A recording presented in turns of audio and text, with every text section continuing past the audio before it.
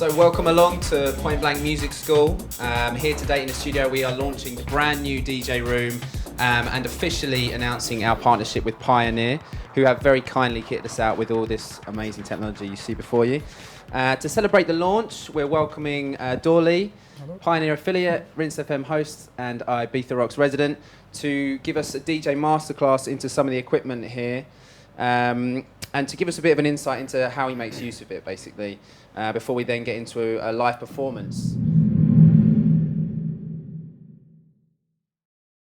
Let's take it back to the actual technical side of your DJing. Now, you said before that, you know, you've always kind of been known as a technical DJ. I mean, I remember us doing parties together where you're lugging like Den on decks and samplers and everything. I mean, that hunger for constantly furthering your sets. I mean, how has that changed over the years? Very quickly, tell us how it started and where you're at now. Well, it's never really changed. I just always felt like more than doing a mix on 2 CDJs. I just felt, or vinyl at the time, it wasn't enough. And watching people like Murillo looping and using 3 decks was my first like, wow. And then that wasn't enough, so I started bringing samplers. And before this RMX came out, I was always taking 2 samplers with me.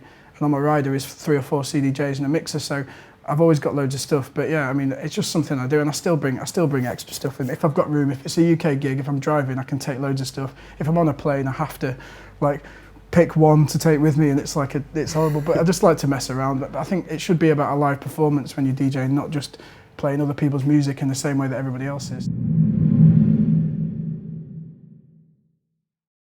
But there's things that people don't use on decks a lot, and one thing that nobody uses, like all the big DJs that I play with all the time, never use the hot cues, and they always kind of stand behind me, like kind of looking at what I'm doing. And the hot cues are so, they give so much more than just pressing. If you press play on a CD, that's it, it's going, and you know maybe you can loop it. But with hot cues, you can choose various points amongst the tracks and keep going back to them and edit your way through it and stuff. And I mean, I'll show you the. I mean, come on, show us how. You'll notice that I don't really use I use the cue button to cue it, but to play a track, if you ever watch me play, I never really press play. I always do this because you can keep going back to it and it just keeps bringing it back. Whereas with this, you have to keep going back to cue, play. It's really like if you want to like say you want to get your time. I tend to do stuff without my headphones on as well. So I'll get, once I've mixed it and got it beat matched, I'll get it in time with the beat and then just drop it like that in time. So it just gives you that kind of way to do that. But if I just load up an acapella here, Andy Staton. So I mean, again, the great thing about these CDJs, the 2000s, is the matching the BPM on here. If you're running out of time, you can literally match up the numbers these days. Like it or not, everybody's done their own thing with Ableton, track to Serato. People press sync and stuff. It's there now on the Pioneer CDJs as well, so you can pretty much rely this will be bang on in time. So I'll just cue it, and I'm gonna use that first part of the acapella as a hot cue, and I'm gonna select another bit. In fact, I'm gonna turn the quantize off for this just so I can do this slightly different. I won't go into depth in that one because it gets a bit geeky at that point. So I'm basically going to select 3 parts of this acapella that I can keep chopping and coming back to. So we'll go for, I'm going to loop this. So. Sometimes I feel like throwing my hands up in the air. Sometimes I feel like throwing my hands up in the air. So I've got hands up and air. Sometimes hands up, hands, yeah. So now I can keep coming back to these at any point. Sometimes I feel like throwing my hands up, hands up, yeah. At any point in the track, I can keep coming back to those. And then the other thing about these is that a lot of people don't know that do even use these, is you can then make these into a hot loop. So you can only have 1 loop point on the CDJ, but with these you can have 3 hot loops, so you can go. Sometimes I feel like throwing my hands up, and that's a loop. And then you just save this again as a loop, and then this red light will turn orange. So now you've got a loop. So now you've got hot cue,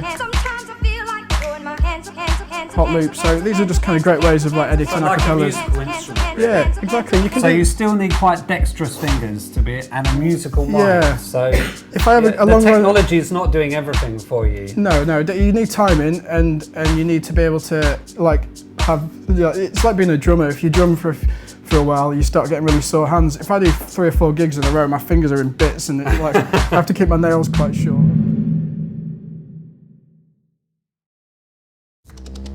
put a bit of drum and bass on. So basically, the transformer is it's like crabbing when you're scratching, and it chops up the sample. So I'm going to select a scratch sample loaded up on here. Again, I've stored these in my hotkey bank, so I'm good to go. I just did this in Recordbox, so just literally press it, and there's one, and that's it looped into like a. So it's looped into like a straight thing. So now I can. So that's what you do if you do it with a crossfader, or you'd. And then so you've just got a scratch sample basically. So with the transformer, this basically really helps you with that without having to do the crossfader, and it keeps the timing bang on as well. So the most important thing is getting the BPM matched with that, which it usually is bang on anyway, but let's just make sure it is on. So 169.3, so it's bang on. So select this channel, which is channel 3. So this is now affecting this sample. So I've had that running. So that's basically cutting up this sample for me. I'll turn it up, and then you can just start manipulating it. Ladies and gentlemen, may I have your attention? Basically just pull it back and forth, but the mixer's chopping it up for you. And you can change the increment on here. And then you don't even need it. It's that in time and that easy to do now. This is where I start scratching with my face.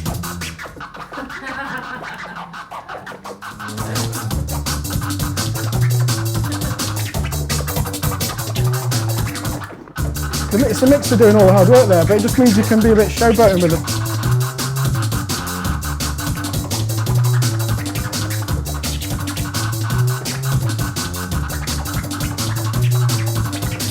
That's it. So I just really like that on there. I mean, you can do the same thing with the DJM 800. I've never found it quite as user friendly because you've got this big screen. You can also do it on here, which is really good as well. It's not, again, it's like a different way of doing it. So the Transform is your best friend. Transform's great. Massive thank you to Dorley for showing us how it's done. Also to Dan Tate for coming down to the studio.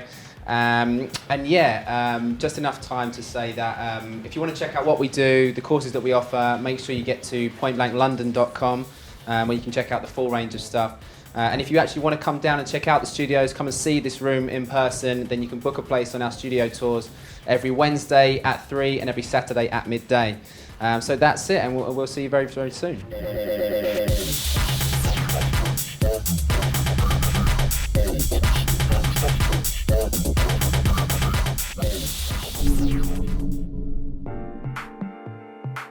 At Point Blank Online, you've got two methods of interaction with your tutor. Firstly, you've got the weekly online masterclass, which is in real time. And then also we've got feedback on your assignments, and that's known as DVR. So the online masterclass is a 1-hour session you get with your tutor every week. You can ask questions about the lesson content and get instant feedback, and also demonstrations on the fly from their computer desktop with our streaming technology. DVR stands for Direct Video Response, and the concept is really simple. You upload your Ableton Logic or Cubase project file to your tutor, he downloads it and then pushes record on the screen capturing software and evaluates your work, so basically giving you one-to-one feedback. You see all of the mouse movements and any parameter changes made by your tutor. It's kind of like sitting in the studio over their shoulder watching what they're doing whilst they work. We've found the DVR process has truly revolutionized the way that we teach online, and the results speak for themselves. Book your place on a course now by visiting pointblankonline.net.